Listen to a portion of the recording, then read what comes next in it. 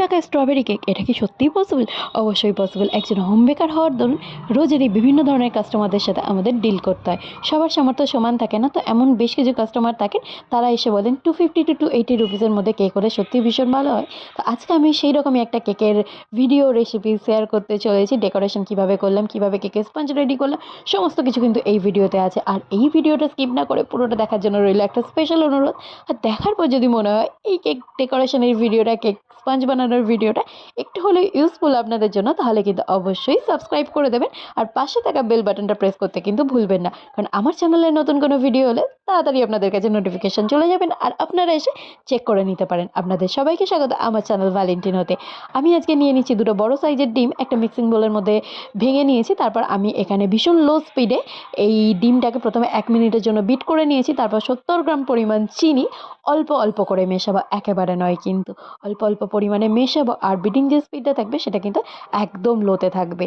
আর এই বিটিং প্রসেসটা কিন্তু 10 টু 15 মিনিটস মতো করতে হবে, কারণ 10 টু 15 মিনিটস মতো বিট করলে এটা কিন্তু একদম হুইপিং ক্রিমের মতো একদম ফোমি হয়ে যাবে।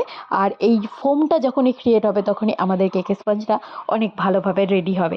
দেখতেই পাচ্ছেন কতটা ফ্লাপি হয়ে গেছে। তো আমি এর মধ্যে অ্যাড করছি 1/4 কাপ পরিমাণ বাটার মিল্ক, 1 টেবিল স্পুন পরিমাণ সাদা তেল। সাদা তেল ব্যবহার করার সময় অবশ্যই মাথায় রাখবেন সাদা তেলটা যেন আগে কোথাও ব্যবহার না হয়ে থাকে, আর একটু ভালো মানের তেলটা ব্যবহার করার চেষ্টা করবেন। যদিও খুবই অল্প পরিমাণে লাগে।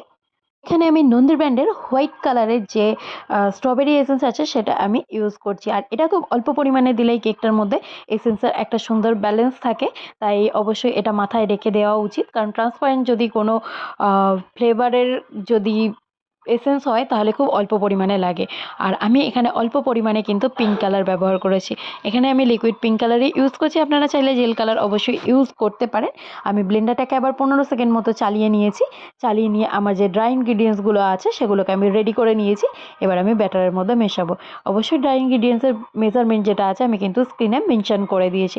70 গ্রাম পরিমাণ ময়দার সাথে আমি এখানে 1 টেবিল স্পুন পরিমাণ কর্নফ্লাওয়ার, 1/2 টিস্পুন পরিমাণ বেকিং পাউডার, 1/4 টিস্পুন পরিমাণ বেকিং সোডা নিয়েছি। তারপর ভালোভাবে আমি এটাকে কিন্তু ডিমের ফোমের সাথে চেলে ভালোভাবে মিশিয়ে নেব। আর অবশ্যই মেশাবার সময় মাথায় রাখবেন, আপনারা যদি স্প্যাটুলা ব্যবহার করেন অথবা হ্যান্ড হুইস্কার ব্যবহার করেন, ভীষণ কিন্তু লাইট হাতে ব্যবহার করবেন। কারণ ডিমের ফোমটা যদি একবার কোনো কারণে বসে যায় তাহলে কিন্তু কেক ভালোভাবে রাইজও হয় না, কেকের স্পঞ্জ অতটাও স্পঞ্জি হয় না। তো আমি খুব ভালোভাবে হালকা হাতে এটাকে মিশিয়ে নিয়েছি। মিশিয়ে নিয়ে আমি আমার যে ওটিজি আছে এই সময় আমি প্রিহিট হতে দিয়ে দিয়েছিলাম 150 ডিগ্রি সেন্টিগ্রেডে 10 মিনিটসের জন্য। আপনারা গ্যাসেই বেক করেন বা ওটিজিতে বেক করেন, মাইক্রোওভেনে বেক করেন, যাতেই বেক করুন না কেন অবশ্যই প্রিহিট হতে দেওয়াটা কিন্তু আবশ্যক। যদি আপনারা প্রিহিট না করেন কেক কিন্তু নিচ থেকে পুড়ে যেতে পারে, বা কেকটা বেকিং হওয়ার সময় অনেকটা টাইম লাগতে পারে, উপর থেকে কেক বসেও যেতে পারে মাঝখানে। তো আমি এবার একটা 6 ইঞ্চের রাউন্ড প্যানের মধ্যে আমার কেকের যে ব্যাটারটা আছে সেটাকে ঢেলে নিচ্ছি। আপনারা দেখতেই পাচ্ছেন ব্যাটারটা কিন্তু আমি অনেকটা উপর থেকে ঢালছি, যাতে এর ভিতরে কোনো এয়ার বাবলস না ক্রিয়েট হয়। তারপরেও আমরা আরেকবার চেক করে নেব টুথপিকের সাহায্যে, যদি কোনো এয়ার বাবলস থেকে থাকে তাহলে টুথপিক দিয়ে ঘেঁটে দিলে সেটা বেরিয়ে যাবে। আর লাস্ট মোমেন্ট আমরা 2 থেকে একবার মতো ট্যাপ করে নেব এটাকে। তারপরে ওটিজিতে ঢুকিয়ে দেবো 25 মিনিটসের জন্য 150 ডিগ্রি সেন্টিগ্রেডে আমি বেক হতে দিয়ে দেবো। 25 মিনিটস পরে আমার কেক কিন্তু ঠিকঠাকভাবে বেক হয়ে যায়, কারণ আমার করে করে এটা অভ্যাস হয়ে গেছে। তাই কোন কেকটা কতক্ষণ টাইম লাগে সেটা আমি জানি। আমি 2 ঘন্টার মতো কেকটাকে ঠান্ডা হতে দিয়েছিলাম। তারপর 3টে লেয়ারে স্লাইস করেছি। কিভাবে স্লাইস করতে হয়, কিভাবে ঠান্ডা করতে হয় সমস্ত কিছু কিন্তু আমার আগের ভিডিওগুলোতে আছে। তাই আপনারা ডেসক্রিপশন বক্সের লিঙ্ক থেকে কিন্তু আগের ভিডিওগুলো চেক করতে পারেন। আমি 230 ml মতো ট্রোপোলাইটের ক্রিম বিট করে নিয়েছিলাম। তার মধ্যে থেকে অল্প পরিমাণ ক্রিম আমি নিয়ে এতে লিকুইড পিঙ্ক কালার আর স্ট্রবেরি ক্রাশ অ্যাড করেছি। যেহেতু এটা একটা বাজেট কেক তাই ফিলিংয়ে কিন্তু আমি স্ট্রবেরি ক্রাশ অথবা স্ট্রবেরির ফিলিং দিতে পারবো না। সেই জন্য আমি ক্রাশটাই অল্প পরিমাণে কেকটাকে টেস্টি বানানোর জন্য ইউজ করেছি। আর আমি এখানে একটা স্প্রেয়ারের সাহায্যে অল্প পরিমাণে কিন্তু সুগার সিরাপ অ্যাড করব। অল্প পরিমাণে ইউজ করার কারণ হচ্ছে এই কেকটা 2 থেকে 3 ঘন্টার মধ্যেই কাটা হবে। সেই জন্য খুব বেশি পরিমাণে যদি সুগার সিরাপ দিয়ে আমি কেকের স্পঞ্জটাকে সোক করি তাহলে কাস্টমারের কেকটা কাটিং করতে অসুবিধা হবে। বাজেট কেক হওয়ার কারণে আমার প্রফিটটাকের কথা মাথায় রেখে আমি কিন্তু এখানে খুব অল্প পরিমাণেই ক্রিম ইউজ করব। যদিও অনেক কাস্টমার ক্রিম খুব কম পরিমাণেই পছন্দ করেন খাওয়ার জন্য, তো আমি সেই জন্যই এটা মাথায় রেখো ক্রিমটাকে একটু অল্প পরিমাণে ব্যবহার করেছি এখানে। হালকা হাতে আমি স্প্যাটুলার সাহায্যে, ক্রিমটা একটু শক্ত হয়ে গেছিলো, তো আমি স্প্রেড করে নিচ্ছি। আর এখানে আমি কিন্তু কোনো ক্রাশ ব্যবহার করিনি ফিলিংয়ের ক্ষেত্রে। আপনারা যদি মনে করেন অবশ্যই ক্রাশ অথবা স্ট্রবেরি ফিলিং এখানে কিন্তু অ্যাড করতে পারেন। টপ লেয়ারটা রাখার পরেও আমি সুগার সিরাপ দিয়ে স্পঞ্জটাকে সোক করে নিয়েছি। সোক করে নেওয়ার পর আমি ক্রাম কোটিং করব। তো আমি যে এই ক্রাশ আর ক্রিমটাকে মিশিয়েছিলাম সেই জন্য ক্রিমটা অনেকটা পিঙ্ক কালারের হয়ে গেছিলো। তো আমি আউটার লেয়ারে কিন্তু আজকে হোয়াইট কালারের ক্রিম দিয়ে কেকটাকে ডেকোরেশন করব।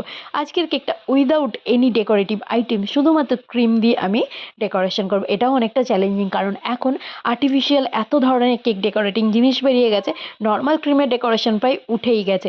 আজকে সেই জন্য আমি ভাবলাম শুধুমাত্র ক্রিম দিয়েই একটা কেক ডেকোরেট করা যাক।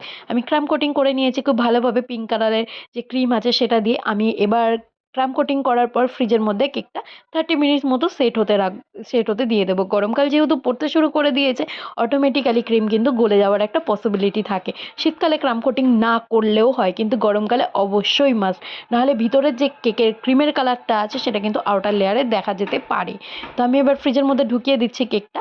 আর যে বাকি আমার ক্রিমটা ছিল তার মধ্যে আমি এখানে কিন্তু গ্রিন কালার ব্যবহার করে নিয়েছি, কারণ আমি আজকে কেকটা বানাবো হোয়াইট আর গ্রিনের কম্বিনেশনের মধ্যে। তো আমি পাইপিং ব্যাগের মধ্যে গ্রিন কালারটাকে ভরে নিয়ে নিচের যে লেয়ারটা আছে তাতে কিন্তু গ্রিন কালারটা বর্ডার হিসেবে এখানে প্রথমে লাগিয়ে নিয়েছিলাম, যাতে একটা টু সেটস তৈরি হয় কেকের মধ্যে, লাইট গ্রিন কালারের আর হোয়াইট কালারের। আমি যদিও আগে কোনো দিন এই গ্রিন কালার আর হোয়াইট কালারের কম্বিনেশনে কেক বানাইনি, এটাই আমার প্রথম কেক বানানো গ্রিন আর হোয়াইট কালারের এরকম কম্বিনেশনের মধ্যে। কেকের কালারটা কিন্তু সামনে থেকে ভীষণই সুন্দর লাগছিল, বাট ভিডিওতে অতটাও ভালো বোঝা যাচ্ছে না। কেক বা স্ক্র্যাপারের সাহায্যে আমি ভালো রকমভাবে কেকের যে আউটার লেয়ারটা আছে সেটা একটা এফেক্ট আনার চেষ্টা করছিলাম, কিন্তু গরমকাল হওয়ার কারণে, গরম পড়ে যাওয়ার কারণে ক্রিম কিন্তু বেশ মেল্ট হতে শুরু করেছে। তাই আমি উপরের গ্রিন যে কালারটা আছে তুলে দিয়ে একেবারেই একটা N1 নজলের সাহায্যে আমি এখানে কয়েকটা রোজেট বানিয়ে নিয়েছিলাম। তারপর যে মোদক নজল আছে তার সাহায্যে কটা সোয়াল বানিয়ে নিয়েছিলাম। আর আমি এখানে 3টে শেডের কিন্তু গ্রিন কালার ব্যবহার করব। একদম আপনারা নিচের যে শেডটা দেখতে পাচ্ছেন সেটা একদম লাইট গ্রিন কালার, আর আমি ব্যবহার করব এখানে কিন্তু অলিভ কালার। ছোট ছোট স্টার নজল দিয়ে আমি এখানে বেশ কিছু ফ্লাওয়ার মোটিভ ব্যবহার করেছিলাম। তারপরেও কেকটা ডাল লাগার কারণে আমি কিন্তু এখানে ডিপ অলিভ কালারের নজল দিয়ে নিচের বর্ডারটা দিয়ে দিচ্ছিলাম। এই বর্ডারটা দেওয়া কিন্তু ভীষণই ইজি। আমি এখানে নিয়েছি একটা স্টার নজল, আর নজলটাকে আগুপিছু করতে করতে আমার এরকম সুন্দর একটা বর্ডার তৈরি হয়ে গেছে। কেকটা তার উপরেও বেশ কিছুটা ফাঁকা ফাঁকা লাগছিল, তো সেই জন্য আমি এখানে কিন্তু স্টার নজল দিয়ে ছোট ছোট ফ্লাওয়ারের মোটিভ করে দিচ্ছি, যাতে কেকটার মধ্যে আরও একটা ব্রাইট লুক আসে। কারণ লাইট কালারের দুটো ক্রিমের কম্বিনেশনের সাথে একটা ব্রাইট কালারের ক্রিমের কম্বিনেশন কেকের উপরে কিন্তু একটা সুন্দর এফেক্ট তৈরি করছিল। আর এই কেকটা আমাকে প্রায় 3 কিলোমিটার মতো দূরে দিতে যেতে হয়েছিল, সেই জন্য আমি একটু টেনশনেও ছিলাম কেকটা যাতে ঠিকঠাকভাবে পৌঁছে দিতে পারি, কারণ গরমকাল পড়ে গেছে বেশ কিছুটা। গরমের জন্য ক্রিম অনেক সময় মেল্টও হয়ে যাচ্ছে, বোর্ড থেকেও সরে আসার একটা পসিবিলিটি থাকে। সেই জন্য এই কেকটাকে কিন্তু আমি প্রায় ঘন্টা দুয়েক মতো রেখে দিয়েছিলাম ফ্রিজে, যাতে ঠিকঠাকভাবে সেট হয়ে যায়।